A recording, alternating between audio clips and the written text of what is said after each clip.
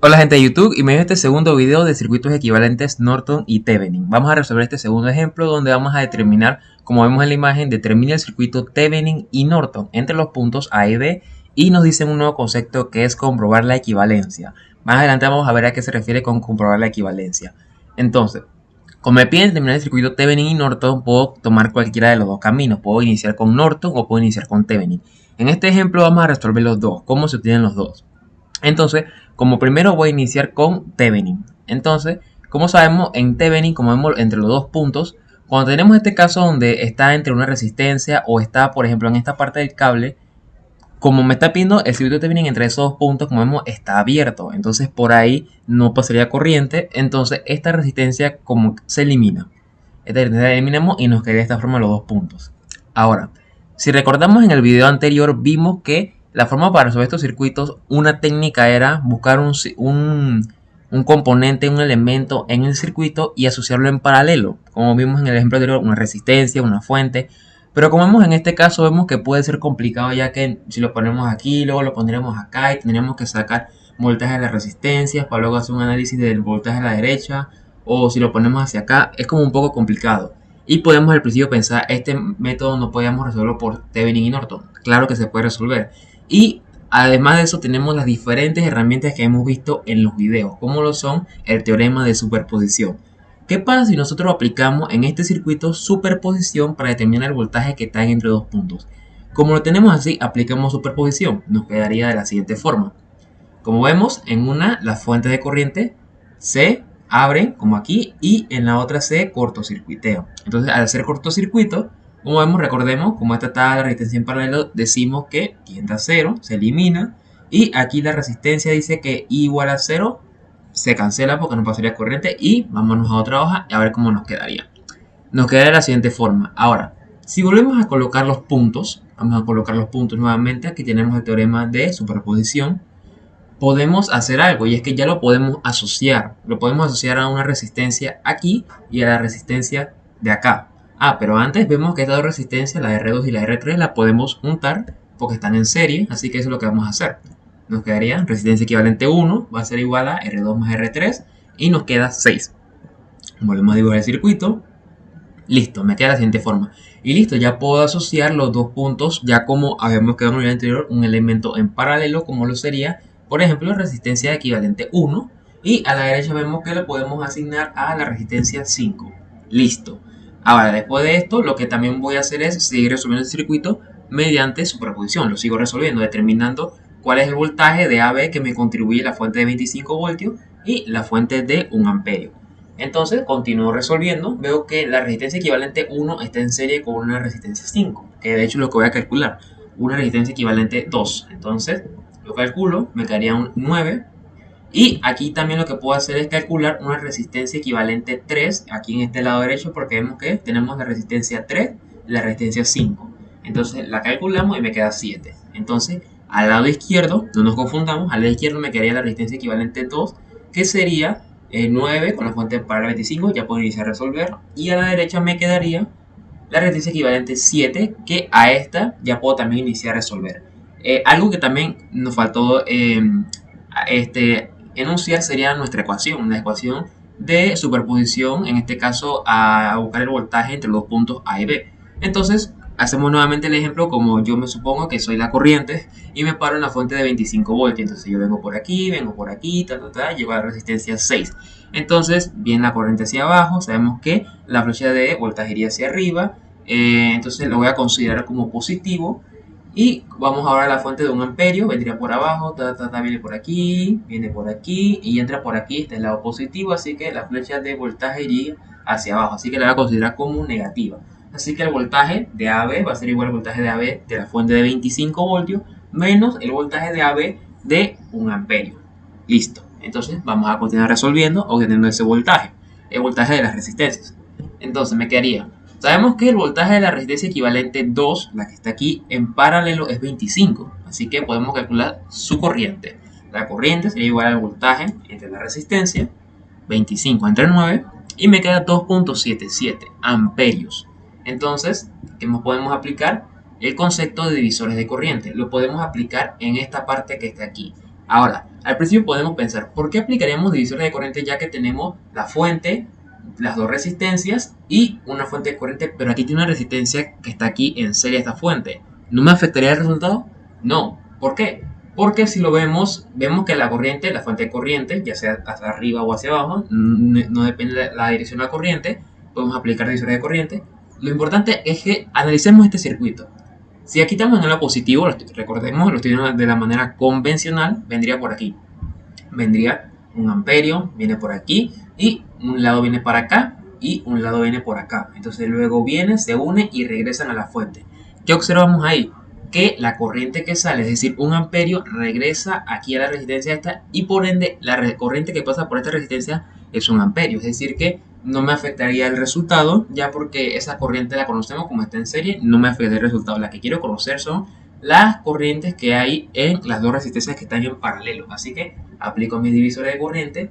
La que me interesa conocer es la resistencia equivalente 3, así que sería corriente por la otra, no esta, sino la otra, que sería la resistencia 2, entre la suma de las dos resistencias. Recordemos que esta no, porque esta está en serie, sabemos que la corriente que regresa es un amperio, así que esta es como no la tenemos que contar. Así que sería un amperio por la resistencia 2, que vale 2 ohmios, 7 más 2, y listo, me queda que la I es 0.22. Entonces, ahora recordando nada más que aquí la resistencia equivalente 2 viene de la unión de dos resistencias en serie. Así que sabemos también que aquí a la derecha la resistencia equivalente 3 viene también de dos resistencias en serie. ¿Qué me quiere decir eso? Que la corriente que calculamos en la I resistencia equivalente 2, que es de 2.77, eso significa que es la misma corriente para la resistencia de 6 y para la resistencia de 3, es decir, la R equivalente 1 y la R5. Y lo mismo en el lado derecho, como calculamos la corriente de la resistencia equivalente 3, sería la corriente para la resistencia 3 y la resistencia 5. Entonces, ¿qué ocurre?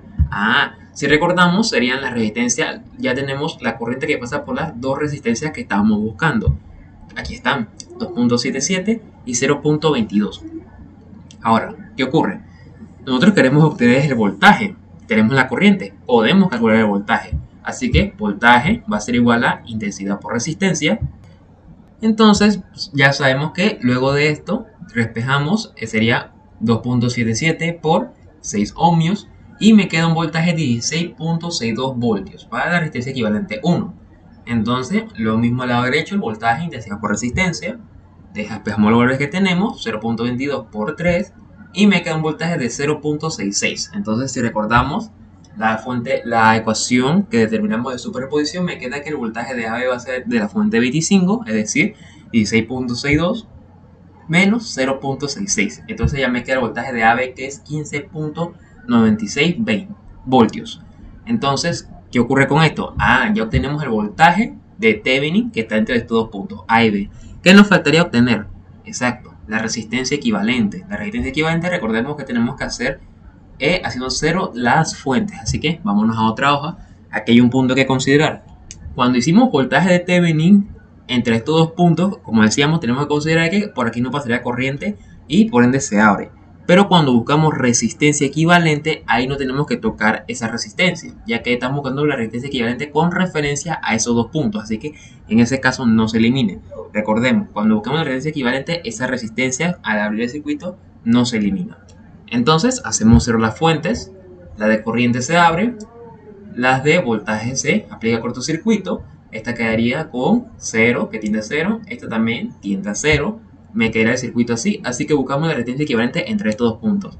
R2 y R3 están en serie, puedo buscar la resistencia equivalente en serie, que me quedaría 6, que observo aquí, R equivalente 1, y R5 están en paralelo, así que estas dos están en paralelo, así que puedo buscar la resistencia equivalente, aquí la podemos ver, me queda 2, y ya por último me quedaría así, ya para que esta R equivalente esté en serie con esta R4, y como están en serie, se suman, vamos a otra hoja, sumamos y me queda 7, listo. Entonces ya recordemos, tenemos la resistencia equivalente 3, que es la R equivalente calculada entre esos dos puntos. Vamos a volver a poner el problema, así es como lo teníamos, y ya podemos determinar nuestro circuito de Thevenin, que sería el voltaje AB, que es el calculado, 15.96, con su resistencia en serie, que sería 7. Entonces, ¿qué ocurre? ¿Cuándo se refiere a equivalencia?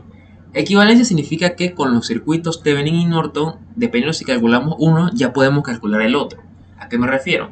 Utilicemos la ley de Ohm. Eso quiere decir que la equivalencia va a ser, si yo quiero buscar la corriente de Norton, eso va a ser igual a voltaje, pero el voltaje de Thevenin, entre la resistencia equivalente calculada.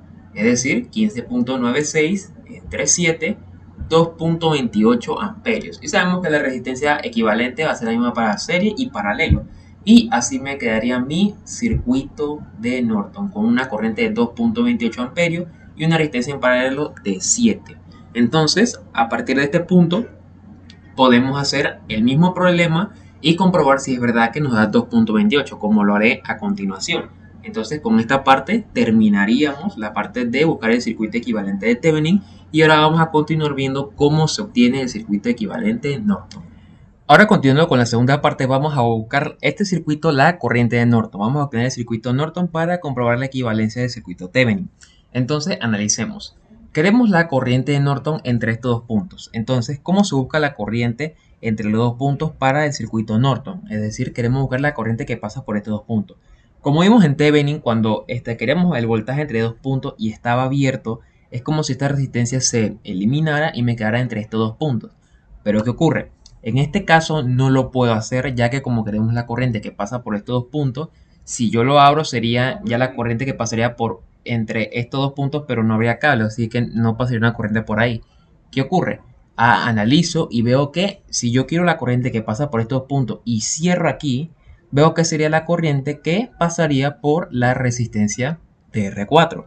Porque si yo paso la corriente por aquí, sería la corriente que pasa por estos dos puntos. Entonces eso es lo que voy a buscar. Esa sería mi corriente de Norton, mi I calculada. Entonces aplico el teorema de superposición, porque a partir de aquí podemos aplicar cualquier teorema que nos permita obtener la corriente de la R4, pero yo voy a utilizar superposición. Entonces lo primero que yo hago es ver mis contribuciones de cada fuente. Me imagino que soy la corriente, como en mis ejemplos que hemos visto, de la manera convencional, es decir, de positivo. Vengo por aquí, aquí, aquí, aquí, subo. Y luego la de 25 voltios, vengo por aquí, aquí, aquí, aquí, aquí y bajo. Entonces, a partir de esto considero mi ecuación, que sería la resta de IR de la contribución de 25 menos la IR de 1 amperio.